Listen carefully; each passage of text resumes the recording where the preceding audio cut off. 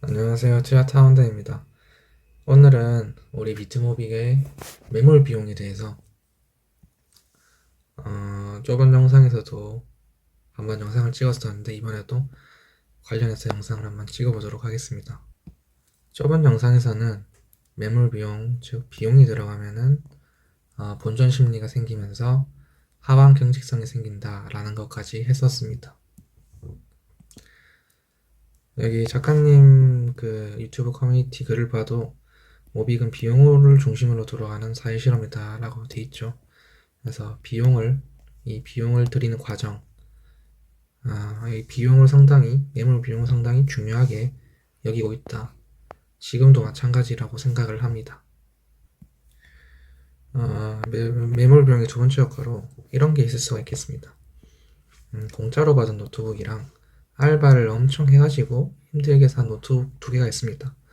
이 두 가지 노트북은 같은 제품이고요. 그렇다면 이 노트북이 가지고 있는 부가가치는 같습니다. 그렇지만 실제로 우리가 이 노트북에 대해서 가치 같은 걸 받아들일 때 공짜로 받은 것과 알바 열심히 해서 받은 것은 다르게 받아들인다는 거죠. 분명히 이 두 노트북은 부가가치가 똑같은 같은 제품인데도 불구하고 말입니다. 왜냐면 인간은 부가가치만을 중요하게 여기는 것이 아니라 내가 이 재화를 얻은 데 들인 매몰 비용을 생각을 하기 때문입니다. 그래서 본전 심리도 생기고 이렇게 알바를 열심히 해가지고 힘들게 얻은 노트북에 대해서는 더 애정이 가기도 하고 그런 거죠. 그럼에도 불구하고 부가가치만 중요하다. 이게 뭐 현실적이라고 생각을 해서 이렇게 말을 하겠지만 실제 현실은 그렇지 않거든요. 부가가치만이 중요한 것이 아니라 이 가치를 판단하고 만드는 것은 인간 아니겠습니까? 즉 인간 개개인이 가치를 결정하는 것인데 그 인간이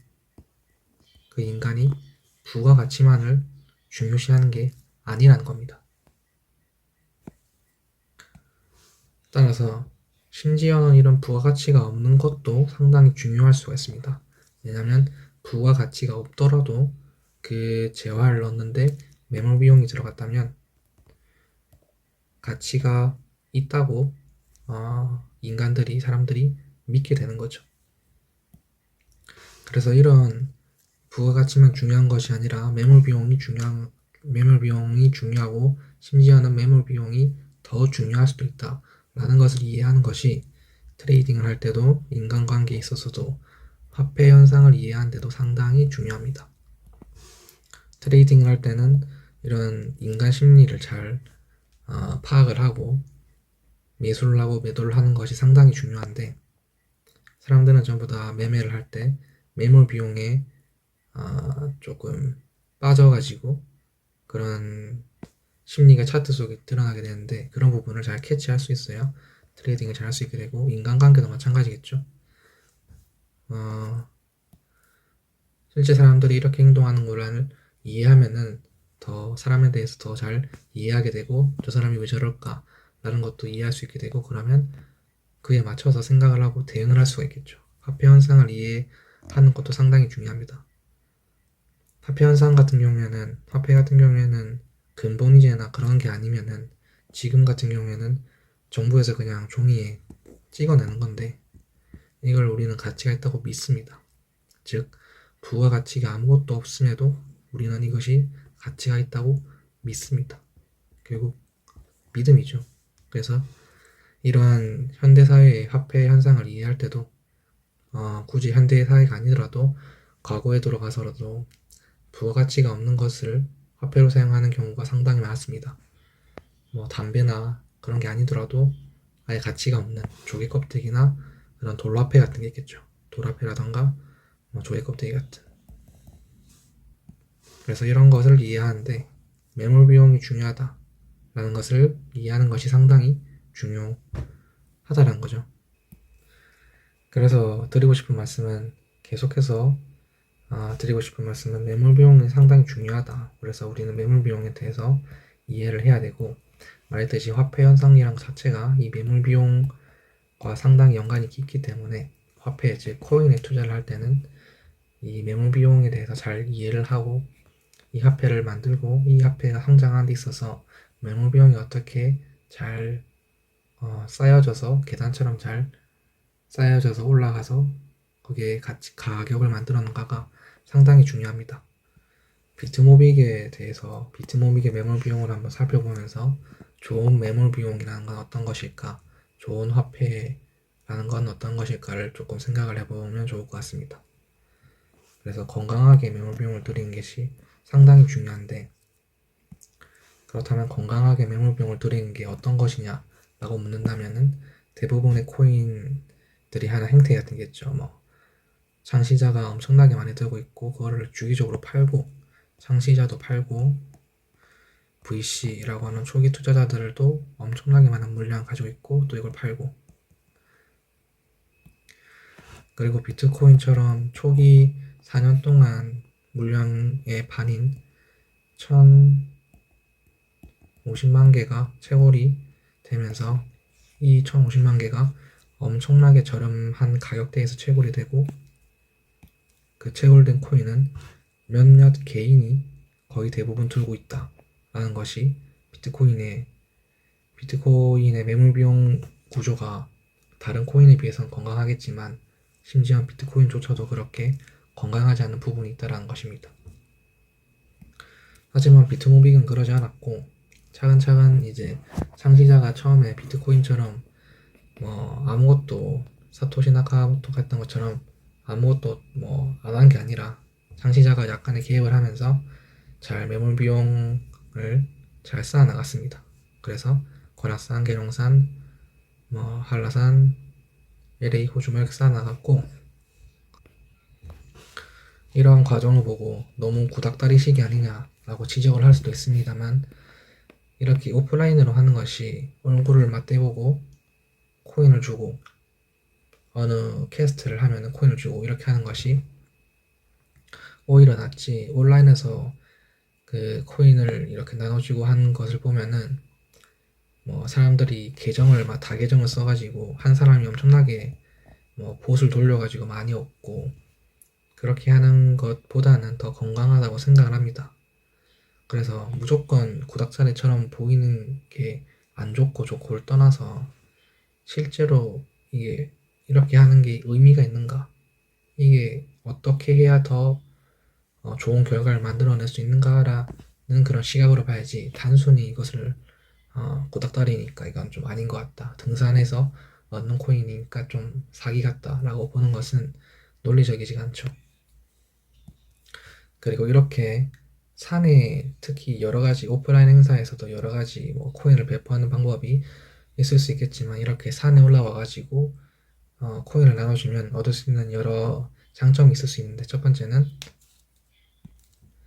이 비용 자체를 창시자나 어떤 재단에 지불하는 게 아니기 때문에, 즉 투자를 받고 코인을 파는 형태가 아닙니다. 따라서 앞에서도 말했지만 증권성 시비에 조금 더 자유로워질 수 있고요. 또 다음으로는 가치 객관화를 경험할 수 있습니다. 우리가 이런 인터넷에서 보는 것과 실제로 보는 것은 상당히 차이가 크죠. 같은 이미지라던가 그런 거라고 할지라도요, 이미 결과를, 내용을 알고 있다고 하더라도 우리가 실제로 보는 것과는 상당히 괴리감이 있을 수 있습니다. 실제로 관악산, 한라산에 등산을 해가지고 수백 명의 사람들이 나와 같은 캐스트를 깨고 비용을 지불하고 이 코인을 받으려고 왔구나라는 것을 인지하게 되면은 이것이 곧 가치 객관화가 이루어지면서 더욱더 그 코인, 그 화폐에 대해서 신뢰감을 형성할 수 있게 됩니다. 그리고 이렇게 하면서 비용을 가중시킬 수가 있겠죠. 그래서 관악산, 계룡산, 한라산 이렇게 가면서 비용을 가중시켜 나가는 것이 수월하게 이루어질 수 있었습니다. 만약에 이렇게 하지 않는다면은, 초기에 매물 비용을 들이는 과정에서 이렇게 하지 않는다면은 투자를 받아서도 안 되고 다계정 같은 그런 행위를 최대한 막을 수 있는 방법에서도 또 가치 객관화도 충분히 돼야 되고, 즉 뭐 오프라인 행사라든가 뭐 해가지고 충분히 많은 사람이 서로를 하게끔 그런 그 주지 사실이 조금 더 확립이 돼야 되고, 그리고 이런 비용을 단계적으로 비슷한 방법으로 늘려나가게 할 수 있어야 되고, 이런 여러 가지 요건을 다 만족시키는 방법이 저는 등산이었다고 생각을 합니다. 그리고 또 한계가 있다면, 만약에 온라인으로 트잭을 일으켜가지고 뭐 한다던가, 아니면 뭐 SNS에 공유해가지고 뭐 에어드랍을 한다던가 하면은 특정 세대들로 그 코인 배포하는 사람의 그 구조가 특정 세대로 좁혀질 겁니다. 주로 뭐 20대, 30대겠죠. 물론 뭐 이렇게 등산을 하면은 또 뭐 젊은 사람들이 등산하는 거에 대해서 그렇게 뭐 좋아하진 않을 수도 있으니까, 뭐 여러 가지 관점에 따라서, 그래서 실제로 우리 비트모브에서는 타 알트코인에 비해서는 그래도 연령대가 조금은 있다고 하기도 하고, 제가 봐도 그런데 그것이 뭐 70대, 80대 그런 느낌은 아니고 뭐 조금만 한 단계 높아진 거죠. 타 알트코인은 뭐 20, 30대가 많다고 하면은 20, 40대까지도 많죠. 근데 뭐 모빅 같은 경우에는 30대, 40대, 50대 뭐 이런 분들이 조금 더 많다 막 그런 거죠.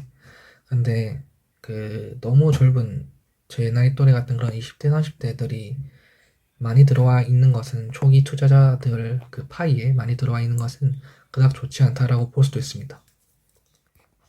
그리고 이것은 우리 비트모빅이 성장하면서 여러 가지 그 상황들을 봤을 때 실제로 그러하다라는 것을 결과적으로 도출을 할 수 있게 됐고요. 왜냐면 그렇게 젊은 사람들은 조금 빨리 팔고 떠나려고 하는 그런 탐욕적인 사람들이 많다는 것을 느꼈습니다. 이게 참 아이러니한 게, 나이가 젊으면은 앞으로 살 기간이 많기 때문에 장기 투자하는 성향을 보여야 되고, 저도 그럴 거라 생각을 조금 했었고, 나이가 조금 많으면은 좀 짧게 보지 않을까. 왜냐면 이제 뭐 앞으로 살 수 있는 기간이 20대보다는 50대가 더 짧지 않겠습니까? 그래서 저는 50대들이 단기적으로 생각을 하고 좀 차익 실현을 하지 않을까라 생각을 조금 했었는데, 완전 반대였어요. 그래서 그게 조금 신기했고 놀랐고, 왜 그럴까 생각해보면 20대들은 제가 말했던 대로 앞으로 살 날이 많기 때문에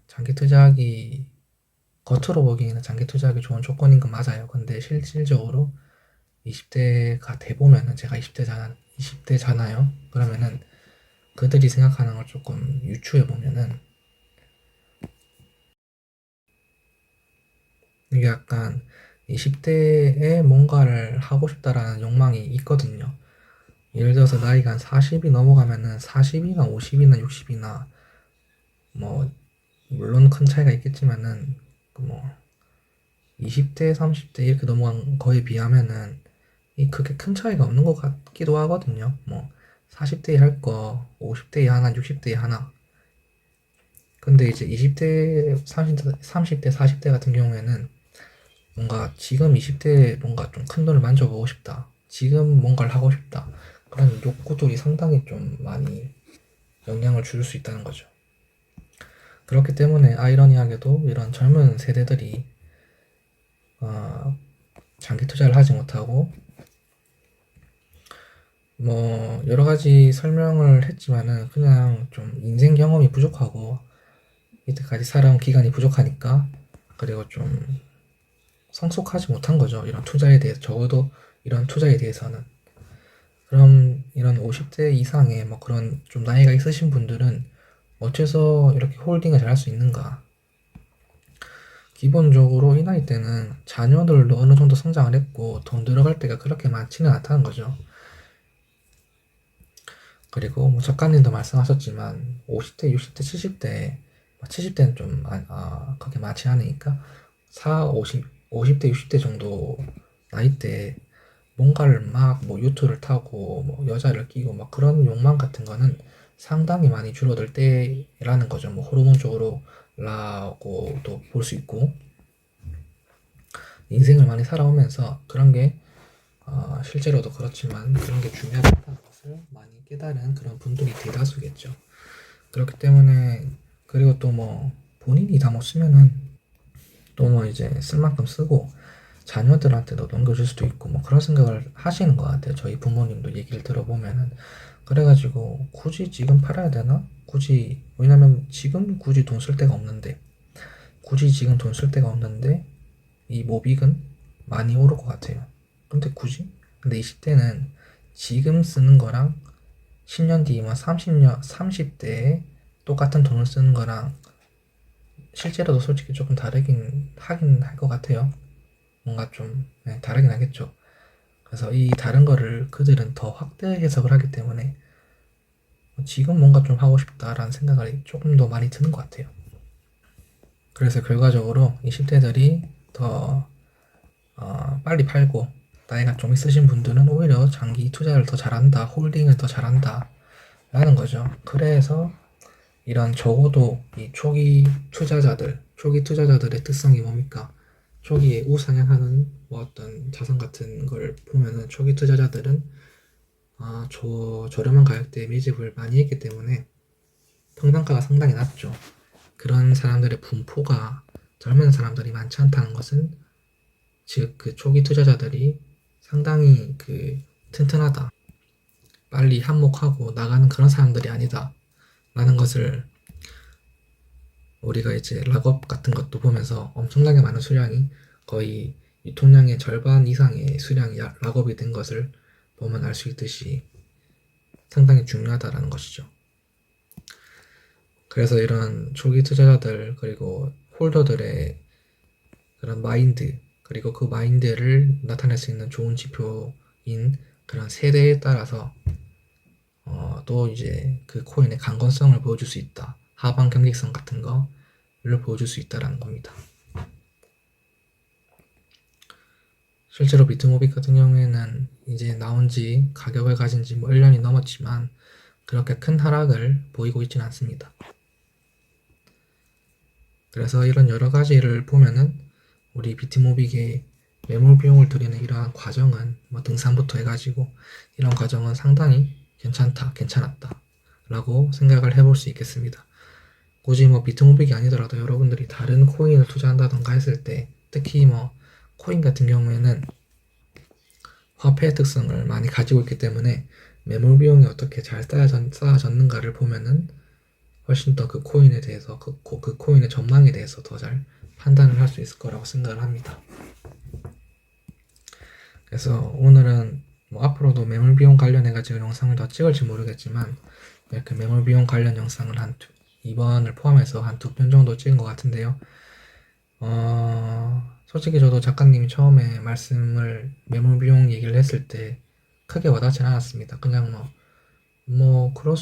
그렇게 그런 관점으로 볼 수 있겠구나 라고만 생각을 했지 크게 와닿진 않았는데 정말 이 매몰 비용 관련해서는 정말 이 매몰 비용 소리를 들은 지 또 벌써 1년이 된 것 같은데도 계속해서 깨달음 같은 게 오는 것 같습니다. 이런 말씀이었구나 이렇게 말입니다. 그래서 상당히 중요하구나, 상당히 또 포괄적인 개념으로 해석을 할 수 있겠구나.